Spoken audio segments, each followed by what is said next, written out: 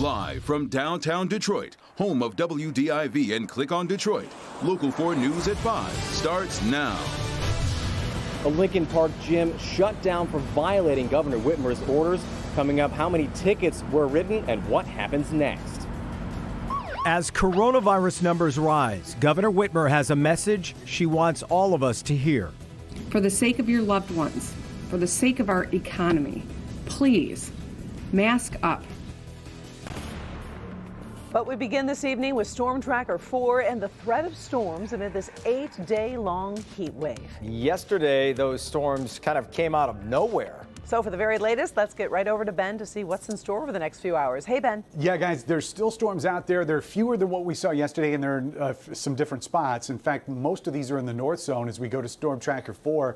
A lot of these started popping up in Genesee County. We'll zoom in a little bit closer to show you where those are. And you can see there's a couple little areas where we're seeing some downpours, even some lightning strikes here. Also into Lapeer County, all of these are kind of migrating to the north, but just like yesterday, we're watching the boundaries. You can see these little lines that form outside of these storms. That could kick off even more of these thunderstorms as we go forward. Let's back up and look at current temperatures and the heat index right now, which is at 94. So it definitely feels a little bit hotter, but we did make it to 90, and it was the 8th straight day. Will we do it again tomorrow for number 9? We'll look at that and the relief possibly coming for the weekend, all in just a few minutes, guys. Our other top story tonight, the fight against coronavirus and today's numbers. In the past 24 hours, 446 people have tested positive for COVID-19. 9 more people have lost their lives to the virus. Now, it is worth noting that today's count is 164 fewer cases than yesterday.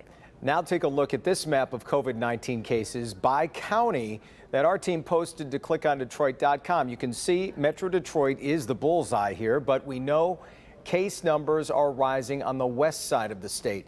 You can find a whole bunch of data just like this right on the link on the homepage.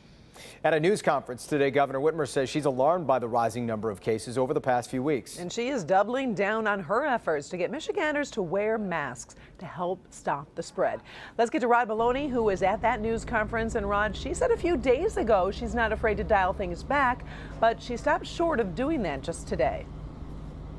Yeah, she did, Karen, and it's a situation where, like in so many homes across the state, the focal point is about 8 weeks from now when schools are supposed to open. And the governor says if you want that to happen, you have to have one of these on. I've not announcing a step back today. The governor standing pat right now on Michigan's reopening, but warned, as she did earlier this week on CNN, things could quickly change. But if we want to be in a position in 8 weeks from now where we can get our kids back into in-person education, this trend can't continue. No, she's not giving specifics on what could drive a step back. She said context matters, though, and gave an example. She pointed to the Harper's Bar situation in East Lansing. Even though the health department traced 140 positive COVID cases there, it's actually the good news. That is much different than 140 cases that are totally random, where you don't know what's happening, and it's community spread that is unchecked and untraceable, and thus hard to isolate. So contact tracing rises in import next to testing in terms of future progress or lack thereof.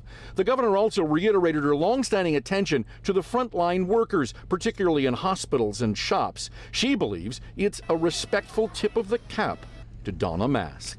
A mask is the safest way to protect yourself from the spread of COVID-19, to protect your family from the spread of 19, to protect your neighbors and coworkers, and to protect our economy from another potential step backwards. Now, the governor also talked at length today about a new program that's going to be required for all training medical licensees or renewals in licensing, and it has to do with something called implicit bias. We'll talk about what that is and what she intends to do with it coming up on Local 4 News at 6. Reporting live, Rod Maloney, Local 4. Thank you, Rod. And the issue of enforcing mask wearing indoors is really enormous.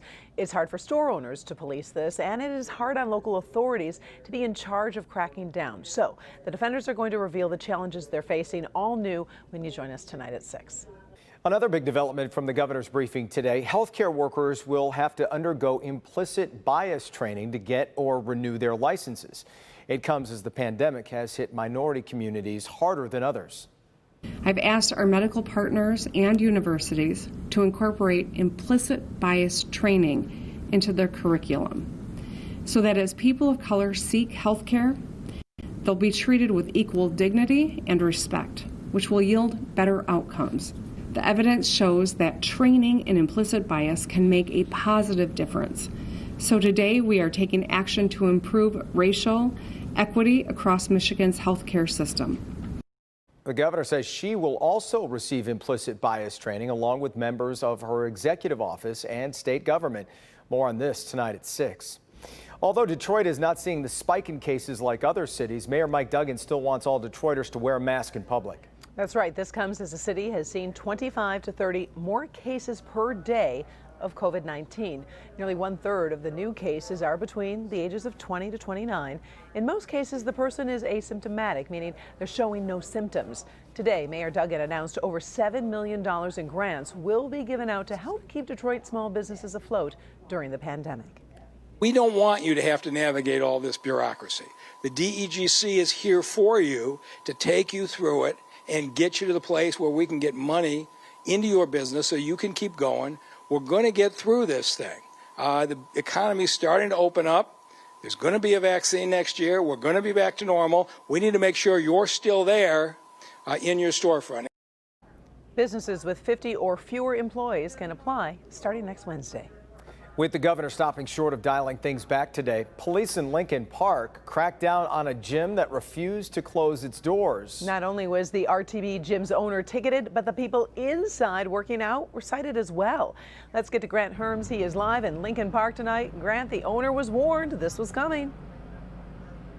Karen, the mayor told us today the owner here at RTB Gym was told on Tuesday they weren't allowed to be open, but come Wednesday morning the gym was open, and that's when police started writing tickets. Closed today with a note on the door, do not enter, governor's orders. Yesterday at the RTB Gym in Lincoln Park, police doled out a dozen tickets to those inside, employees, members, and the owner, all given misdemeanors. The gym had been open since June 27th, according to its Facebook page, 3 days after a judge upheld Governor Gretchen Whitmer's appeal to keep gyms closed. So when it was brought to the attention of City Council earlier this week, RTB was warned to stay closed and didn't. The downriver area has been hit very hard. Lincoln Park in particular has had over 35 deaths. Lincoln Park Mayor Thomas Carnes said he was following the governor's orders and says they can't pick and choose which orders to follow. I don't think it's up to us to determine which is proper, which is improper. These are the orders that we have, and we have to enforce them. This afternoon, the wife of a member saw our Local 4 truck and stopped, saying her husband is frustrated that his gym is closed and she wanted to show support. It's a small business. You can COVID-19 protect it better as a small business. You don't need it closed.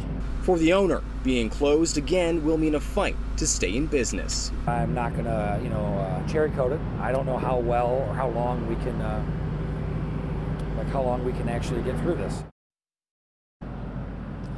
Now, doctors do still say that gyms are places where the virus can spread easily. There's another court date scheduled for later this month where the owner is hoping to make his case in front of a judge that his lawyer said they're hoping for a fair and unbiased judge. And as for what that misdemeanor fine could be, that'll be up to the judge as well. Karen? Now, Grant, there is that ongoing lawsuit still where gyms are fighting to reopen. What's the status of that? Well, that lawsuit is still ongoing. So late last month, it was an appeals panel that upheld the governor's order to keep gyms closed. That still has to be heard in front of a 6th Federal Circuit Appeals Court judge. And the people behind that lawsuit, those gym owners, say they will continue to fight this, but they will still keep struggling as their gyms are closed. Karen? All right. Thank you, Grant. Well, for so many bars and restaurants, being able to stay open just isn't enough. Venues all across town depend on live events to bring people in, but with sports, concerts, and festivals all canceled, it's really hurting the bottom line. Let's bring in consumer investigator Hank Winchester on this, who's live in Royal Oak tonight. And Hank, some bar owners fear, like the one we just heard from, they might not survive this. Yeah, Jason, Karen, it's very tricky, and it's not only a big problem in Detroit where you've got the major stadiums, it's impacting almost every suburb. Like Royal Oak here, you've got the Royal Oak Music Theater, but with it being closed down, it affects everything within this city. Bars need people, and right now that's a struggle. We don't know if people are going to come down to the bar or not. So it makes it hard when you're ordering inventory or trying to get employees to come in right now. Jay Lambrick owns Bookie's Bar and Grill in the heart of downtown Detroit. He picked this location for its proximity to LCA and Comerica Park. But without concerts and without baseball fans at the ballpark, it's a big challenge, and the financial impact is frightening. Hopefully people want to come here and watch the games.